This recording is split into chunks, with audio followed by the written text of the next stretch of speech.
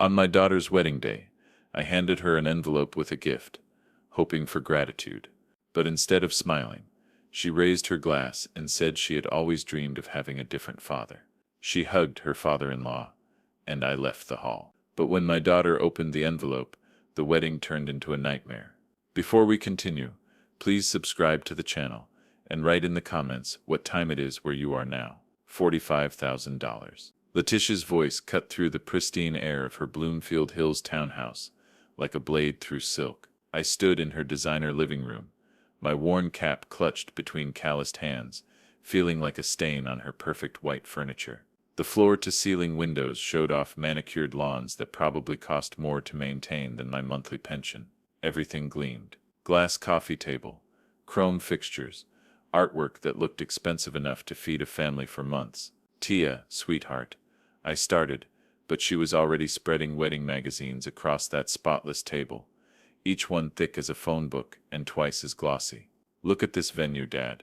She jabbed her manicured finger at a photo of some mansion with columns, the Towns and Hotel ballroom.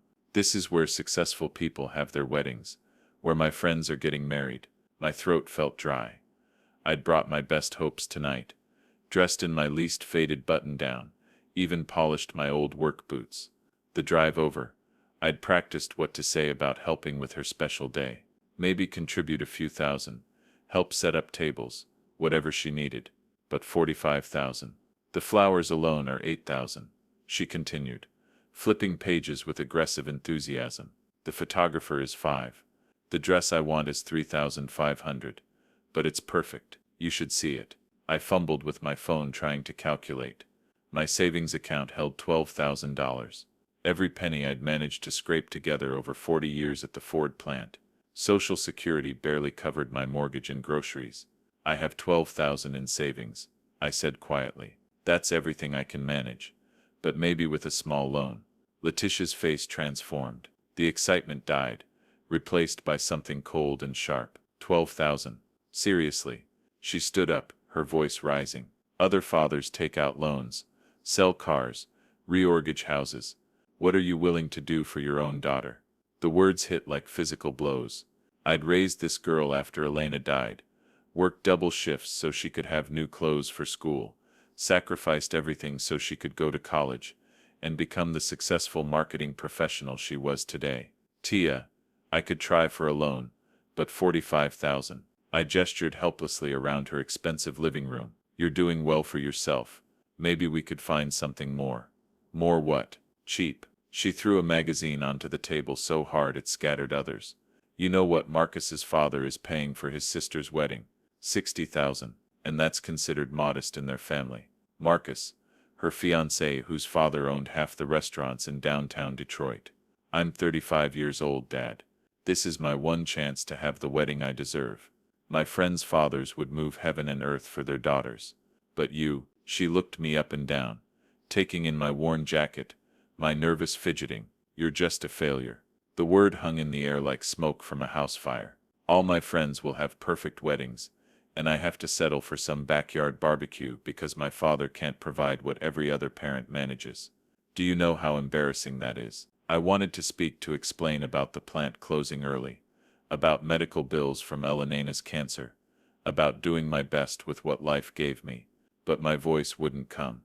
"You've had 35 years to figure out how to be successful, and this is what you have to show for it. $12,000. She walked to the door, her heels clicking on hardwood that probably costs more than my truck. "Just leave, Dad. I can't look at you right now." The door slammed with a sound that seemed to echo through my chest. I stood there for a moment in her perfect driveway, keys heavy in my hand, staring at my beat-up Ford, surrounded by her neighbors' luxury cars. The evening air felt thick, pressing down on my shoulders like Elena's disapproval from wherever she was watching. The truck engine ticked as it cooled in my driveway, but I couldn't bring myself to get out. Through the windshield, my house looked smaller than usual. A modest 1960s ranch with paint that needed touching up and gutters that sagged slightly on the east side. Nothing like Letitia's showcase. When I finally went inside, the silence felt heavy.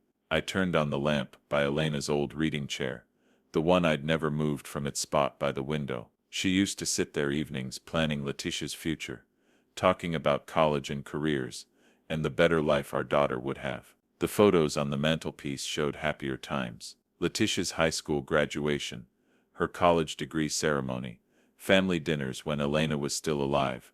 In every picture I looked proud. Had I been fooling myself all these years? Elena, what would you do? I spoke to the empty room. Our girl deserves happiness. Maybe I really am a failure if I can't give her what she wants. 40 years at the plant, and this is what I had to show for it. $12,000 and a daughter who called me a failure to my face. I walked to the kitchen table, where bills and bank statements lived in careful piles. The mortgage payment book showed 18 months left. I'd be debt-free at 70. My pension statement confirmed what I already knew. 1,800 monthly, barely enough for necessities. Social Security added another 800, but that money was already spoken for. But maybe. I picked up my phone and dialed the bank's 24-hour loan line.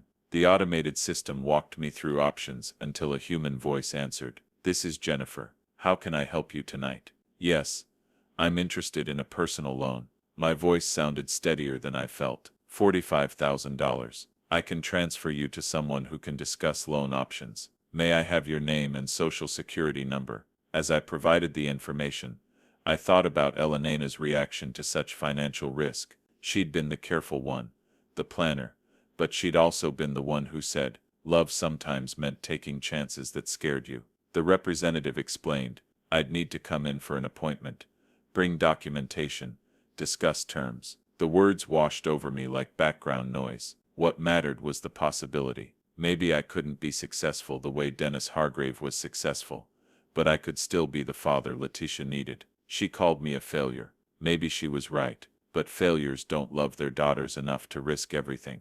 I found Elena's favorite tea in the kitchen cupboard, still there after 3 years.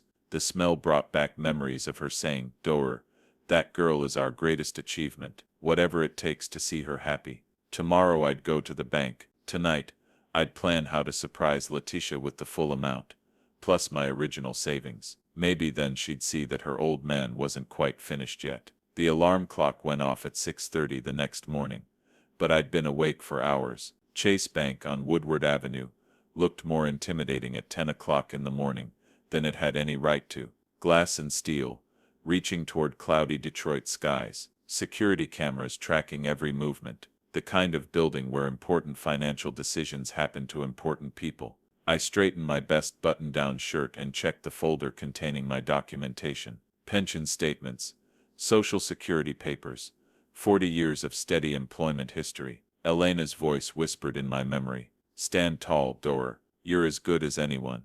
The lobby bustled with activity. Young professionals in expensive suits handled transactions that probably involved more money than I'd see in a lifetime.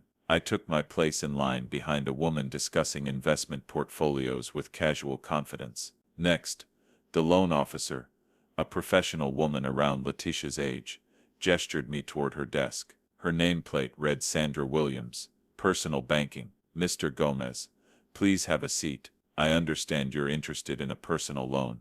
Yes, ma'am. $45,000. It's for my daughter's wedding. Sandra's fingers clicked across her keyboard, pulling up my financial profile. Her expression remained neutral as numbers populated her screen. I see you're retired from Ford Motor Company. 40 years of service. That's impressive. Your pension and Social Security provide steady income.